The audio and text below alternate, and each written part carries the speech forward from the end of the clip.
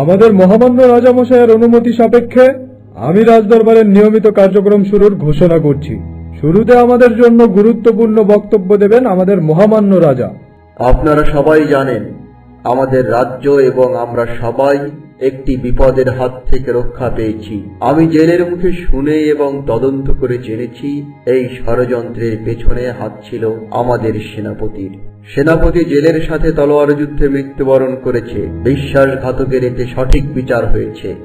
আমাদের এই ষড়যন্ত্রের হাত থেকে রক্ষা করা এবং রাজকুমারকে ওই শয়তান জাদুকরের গুহা থেকে বীরত্ব এবং বুদ্ধিমত্তার সাথে ফিরিয়ে আনায় আমি জেলেকে ধন্যবাদ দিচ্ছি এবং সেই সাথে তার পুরস্কার স্বরূপ তাকে আমাদের রাজ্যের নতুন সেনাপতি ঘোষণা করছি। মহারাজ, আমি শুধু আমার কর্তব্য পালন করেছি এবং আজ আপনারা আমাকে যে সম্মান এবং দায়িত্ব দিলেন, আমি ওয়াদা করছি আমার জীবনের শেষ দিন পর্যন্ত আমি এই দায়িত্ব রক্ষা করার চেষ্টা করব।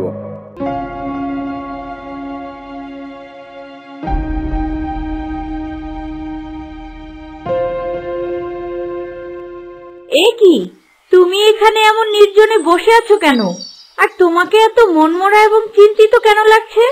না, তেমন কিছু নয়, তবে কেমন যেন সবকিছু উল্টাপাল্টা লাগছে।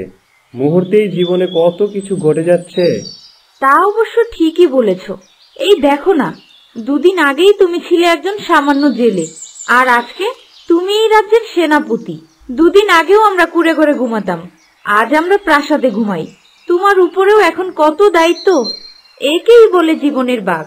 সেনাপতি মশাই, জীবন যখন বাঁক নেয় তখন সবকিছুই এমন উল্টাপাল্টা লাগে। আসলে এসব কিছু নয়। এই দেখো না, আমার হাতে আমার বাবার তলোয়ার, কিন্তু আমি জানি না কে আমার বাবা, আমি জানি না কোথায় আমার জন্ম। ও এই কথা, চলো আমরা গিয়ে জ্যোতিষ বাবার কাছে জিজ্ঞেস করি। তিনিই বলতে পারবে তোমার জন্মের ইতিহাস এবং তোমার বাবা মার পরিচয়। হ্যাঁ, তুমি ঠিকই বলেছ। একমাত্র তিনিই পারবে আমাকে আমার প্রশ্নের উত্তর দিতে। চলো যাই।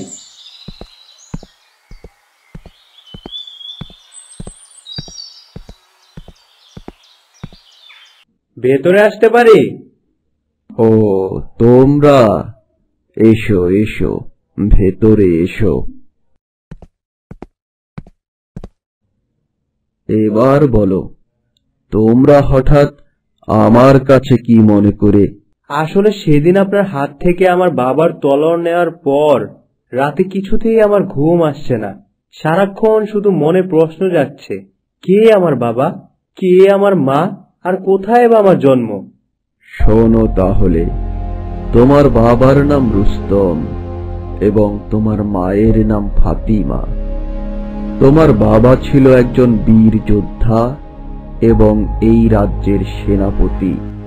তোমার বাবা একদিন পিপাসিত হয়ে নদীতে জলপান করতে গেলে সেখানে তোমার মাকে দেখে তার প্রেমে পড়ে যায় এবং তারা একে অপরকে বিয়ে করে। তবে কিছু বছরের মধ্যেই তাদের সেই সুখ ফুরিয়ে গেল। তারা দুজনেই চিন্তিত আর আনমনা হয়ে পড়ে, কেননা তাদের সব কিছু থাকলেও কোনো সন্তান সন্ততি ছিল না। একদিন রাতে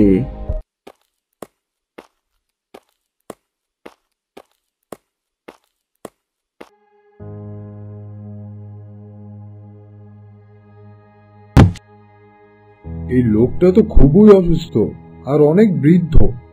এখানে এই গাছের নিচে থাকলে তো ইনি আরো অসুস্থ হয়ে পড়বে। যাই, ওনাকে ঘরে নিয়ে যাই।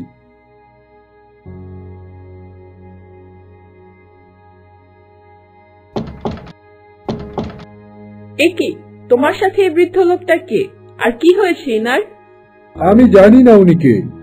অসুস্থ অবস্থায় রাস্তায় পড়েছিল, তাই ঘরে তুলে আনলাম। দাও, এনাকে বিছানায় শুয়ে দাও। ওনার গায়ে তো প্রচন্ড জ্বর। তুমি ওনাকে একটু জলপট্টি দিয়ে দাও, আমি রাজবৈদ্যের কাছ থেকে ঔষধ নিয়ে আসি।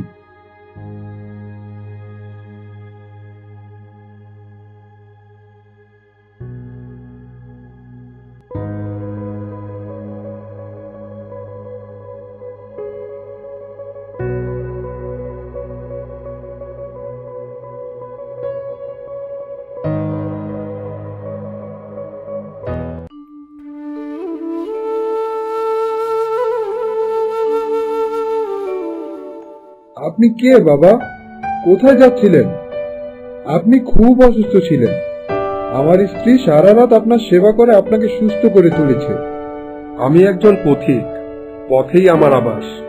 নির্দিষ্ট কোথাও যাচ্ছিলাম না। তোমরা খুব সৎ হৃদয়ের মানুষ, তবে তোমাদেরকে দেখে কেন যেন সুখী মনে হচ্ছে না। কি হয়েছে তোমাদের, বলো তো? আসলে বাবা, আমাদের বিয়ের আজ অনেক বছর পার হয়ে গেছে, তবুও এখন আমরা কোনো সন্তানের মুখ দেখতে পাইনি। আমাকে এক গ্লাস পানি দে তো মা।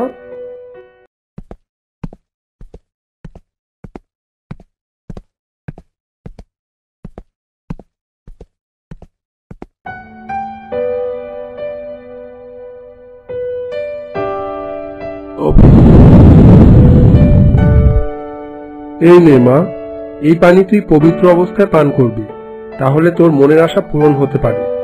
তবে তবে কি বাবা? তবে তোকে খুব সাবধানে থাকতে হবে মা। মহান রব তোদের সহায় হন। এবার আমি আসি। বাবা, বলছিলাম যে আমাদের এখানে আর কটা দিন থেকে গেলে ভালো হতো না? না রে মা, আমার যে সেই অনুমতি নেই। খোদা হাফেজ। হক মাওলা। একি, কোথায় গেলেন এই বাবা? ইনি নিশ্চয়ই কোনো সাধারণ মানুষ নন। আমাদের জন্য বিধাতার উপহার নিয়ে এসেছিলেন। তারপর কি হলো জ্যোতিষী বাবা? তারপর তুমি তোমার মায়ের গর্ভে এলে, তোমার বাবা মায়ের মুখে হাসি ফোটে। তোমার জন্ম হয় এক ঝড়ের রাতে, এবং তখনই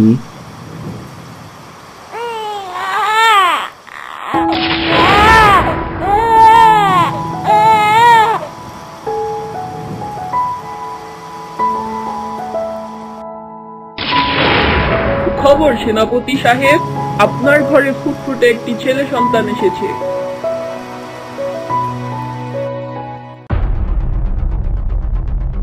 এসেছে? হ্যাঁ হ্যাঁ এসেছে, আমার প্রতীক্ষার ফল এসেছে। এইমাত্র জন্ম নিয়েছে সেই সৌভাগ্যবান সন্তান।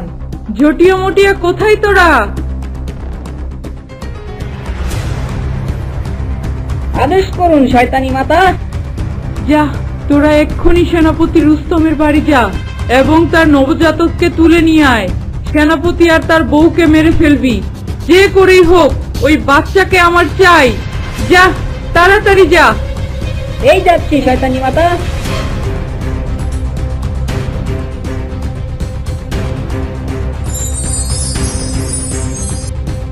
এই তো সেই বাচ্চা। কে তোমরা? আমার বাচ্চাকে কেন নিতে চাচ্ছ? তোমরা ওকে নিও না। বাচ্চা নিতে দিবি না? তাহলে তুই মর আগে।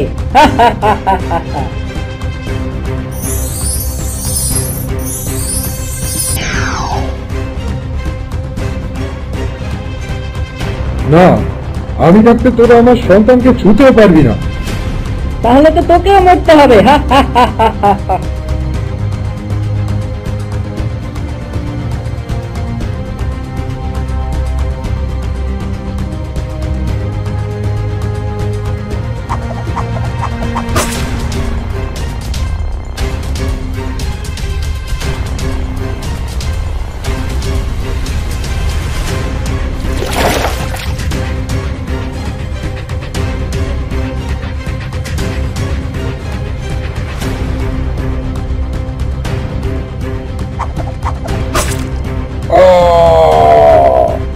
হে মাবুদ, তুমি আমার সন্তানকে রক্ষা করো।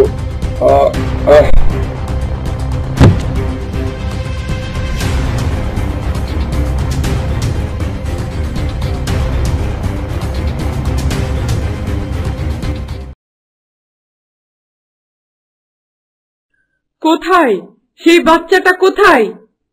ক্ষমা করবেন শয়তানি মাতা, সেনাপতি ও তার বউকে মেরে ফেললেও ওই বাচ্চাকে কোথাও খুঁজে পাইনি।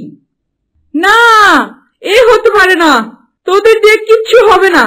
তোরা এই ছোট্ট একটা কাজ করতে পারলি না, তোদের আর বেঁচে থাকার অধিকার নেই। আমাদের ক্ষমা করে দিন না।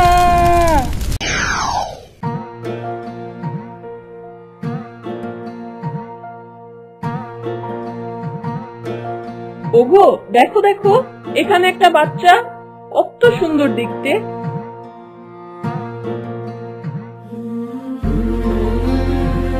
কিন্তু এই বাচ্চা কার? কে বা এর মা বাবা? যাই হোক, এতদিনে বিধাতা আমাদের দিকে মুখ তুলে তাকিয়েছে। বিধাতা আমাদের কোনো সন্তান দেয়নি, তাই আজ ওকে পাঠিয়েছে। এখন থেকে ওই আমার সন্তান।